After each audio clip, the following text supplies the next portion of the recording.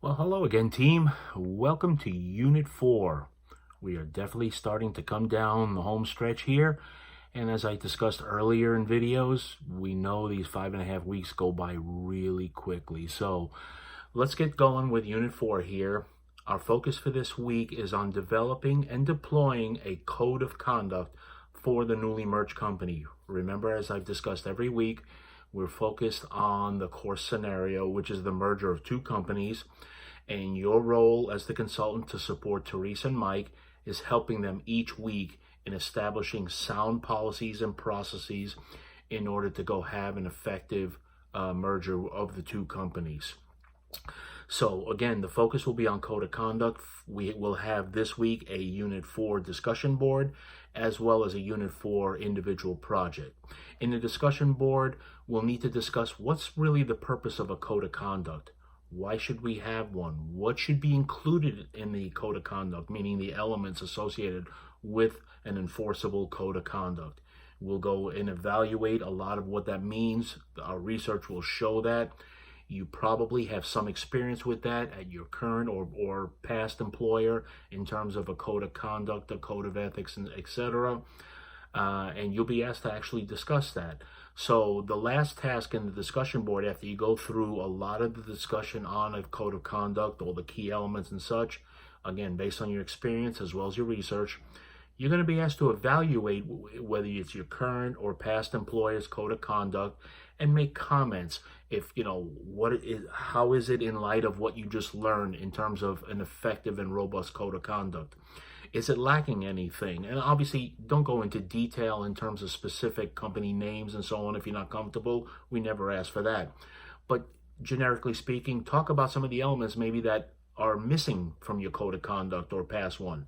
Now, if you've not had any experience with the code of conduct at your company, whether it's the current employer or past, just conduct an internet research. Look up code of conducts for, well-known companies. They'll be out there in the public domain, and comment on that based on the learning we've covered on the code of conduct. Next, we will have the individual project for Unit 4, and you're basically presented with two scenarios within this individual project. You want to focus on, again, the process used to identify the elements in the code of conduct.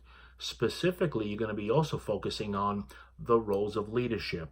What should Teresa and Mike do as they go through developing the code of conduct? In other words, how is their different styles applicable and how can that impact the development of the code of conduct?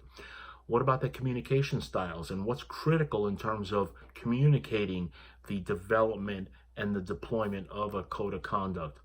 What about decision-making practices? Remember, we covered a couple of weeks back the whole notion about how do we make ethical, sound decisions, right? So we'll talk about things there as well. You also will need to discuss ongoing processes to ensure long-term deployment and adherence to the code of conduct, right? So a code of conduct is not just written, goes out with a lot of fanfare and says, okay, we're done, get back to work. No, that's a living, breathing document and something that all of us should work towards and adhere to each and every day at our business. Arguably, it's some of the things and many of the things we do in our own personal lives with our morals and values and such.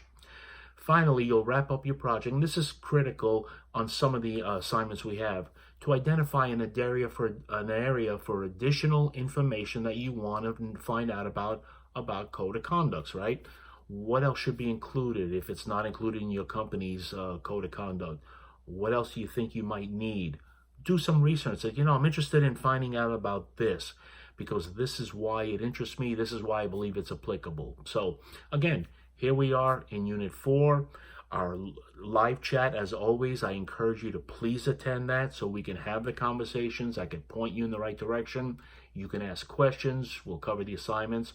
If you can't attend live, please listen to the recorded archive.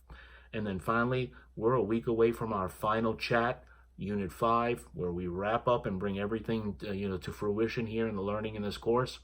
So I look forward to seeing your work for the week, engaging with you during chat.